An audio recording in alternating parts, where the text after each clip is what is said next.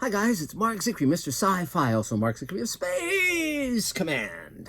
And a lot is going on. We've been editing, we've been shooting, we've been doing tons of stuff, getting ready for the big shoot with the two 8-foot-tall creatures on our alien spaceship set at our Space Command studios in November and December. It's an amazing time. We're doing the production drafts on the rest of Season 1 of Space Command. I talked to Rockne O'Bannon about starting to shoot Sweet Haven, the show he and I are creating. It's just an amazing time. And by the way, if anyone knows someone who'd be very good at doing PR or promotion on Space Command to all the science fiction sites, or if anyone's really connected into those sites, let me know, because I want to really start promoting Space Command, having it show at conventions, all sorts of stuff, because now we have the first 2 hours done. Speaking of which, here it is. This is the Blu-ray of the first 2 hours of Space Command Redemption, starring Doug Jones, Mira Furlan, Robert Picardo, Bill Mumy, and Ethan McDowell, and many others, including Bruce Boxleitner. And you can actually go on site. Just below here is a link to spacecommand-theseries.com, where you can order DVDs, Blu-rays, direct downloads. Now we have amazing extras on this. We've got commentaries from me and Elaine and Ethan McDowell and Brian McClure, and oh gosh, deleted scenes, longer scenes, tons and tons and tons of stuff. We will not want to miss this. Definitely get your copy before they're no longer available, because everything comes to an end one way or another. So, but right now I want to talk about two movies that I've recently seen, and science fiction tropes in general. So I just watched a science. One of the things I love about the internet and just checking your daily feed and all that stuff is you will come across things you did not know about otherwise. And because the sort of low-budget film release in theaters is kind of fading into extinction, it's good that this stuff tells us, because with all these different channels, all this enormous amount of content, it's easy to miss stuff. Whereas when I was growing up, of course, there were 3 networks, there were movie theaters, that was about it. And so you would see most of the science fiction TV shows and movies that were made one way or another. They would be on your radar, but not now, of course. So I just saw a movie called Vesper. And the way I came across it was on my Google link. There was a review of this movie, and it said it was terrific and for a low-budget dystopian science fiction film. And so I rented it for $6.99, and I really enjoyed it. It's low budget, but they do what they do well. The basic premise is it's a future where bioengineering got out of hand with animals and plants, and so basically all the animals you know of no longer exist, but there's all these weird new predatory kind of things going on, and there's a corporation that has the sole ability to sell seeds that you can grow crops from. You can only grow crops once, and then you need to buy more seeds from the corporation. And it's about a girl and her father and another young woman that they help save. The rich people, the elites, live in what are called citadels, and this is a girl from the citadel whom they save from a plane crash, and where the story goes from there. And the acting is very good. The visual design is excellent. The creatures, the different kinds of creatures, are very plausibly done, very believably done. I recommend it. It's just a lot of fun and a really good job. And you know, it shows how you can do things that are small stories, but really extrapolate a larger world from that.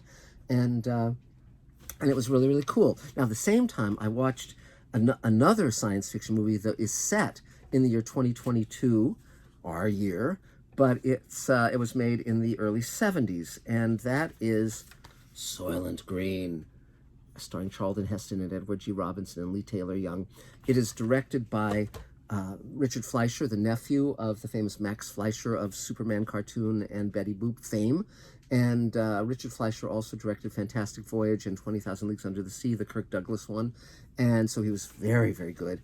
And of course, very few people talk about the great trilogy of science fiction films that Charlton Heston made: Planet of the Apes, The Omega Man, and Soylent Green. I highly recommend that you watch all 3 of them. And this is a very fun movie. It's set in 2022. Overpopulation has caused scarcity of resources, and it's about a cop pursuing a murder case and what he discovers through the murder case. And everyone eats this soy product called Soylent, which turns out not to be made from soy. I won't say any more than that. It's actually a riff that's paid homage to in other films often, but this is the original one. It's based on a novel called Make Room by Harry Harrison, and it's dated in certain ways, but still enormous fun. It was Edward G. Robinson's last film, and he and Charlton Heston have a great rapport. Originally, Edward G. Robinson was going to play Dr. Zaius in Planet of the Apes, and in fact, on the Blu-ray, you can see the screen test they did with him as an ape, but then ill health forced him off that project, but fortunately he was able to return for Soylent Green. And the funny part is that now there is actually a company called Soylent making different colors of Soylent products, and I'm going to get me some of that and put it on the shelf behind me because it's just too cool and ironic. And so, but it's very fun to see what they got right, what they got wrong. Obviously, overpopulation. Obviously, climate change, which they refer to as climate change in this movie, and the what happens with climate change and so forth. So it's quite a wonderful film. The one thing I've been thinking about science fiction tropes, and the fact that one of the most common tropes, and I've written it myself in Magic Time, which you can still buy at Amazon.com and other fine book dealers.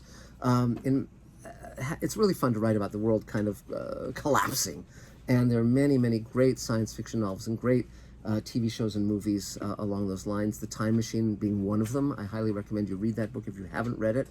But in my own life, I've observed as the present becomes the future that it's usually a combination. The world is almost always a combination of utopia and dystopia. So, for instance, all these things that Star Trek promised, handheld communicators / telephones, internet where you have a computer in your pocket and you can access any knowledge in the world, all these things, improvements in healthcare, improvements in surgery, on and on and on. Being able to talk instantaneously to anyone, anywhere in the world. These things have all come true. It is a utopian vision, and yet there's also the dystopia of climate change and endless war all over the world and so forth. And so I'm coining a word, and feel free to use it because I really love this word, the new word, which I will be using, is dysutopia. And a dysutopia is a future that's a combination of dystopic and utopian elements. And this is the world we live in. We are living in a dysutopia. And so, feel free to use it. Tell your friends. Spread the word. But that's the main stuff going on right now. If you want to buy shares in Space Command, they're $7,500 each. We have been approached by a distributor, and we are engaged in those negotiations now. So if you want to get in and get a percentage of my producer's net profits, now's the time. Because once the show is sold, that's it. You do not have the option to buy shares anymore. But so you can just reach out to me at markzicree@gmail.com. I'll send you all the information. It is a wonderful group, and our investors are sweet people, and we invite them onto the set and to special events and special meals and all sorts of stuff. So you can be part of it. And so that's about it for now. If you have a favorite science fiction movie that you'd like to recommend, do it down there. Subscribe, ding the bell, comment, thumbs up, all that stuff. And we'll talk to you very, very soon. Thanks, guys. Bye.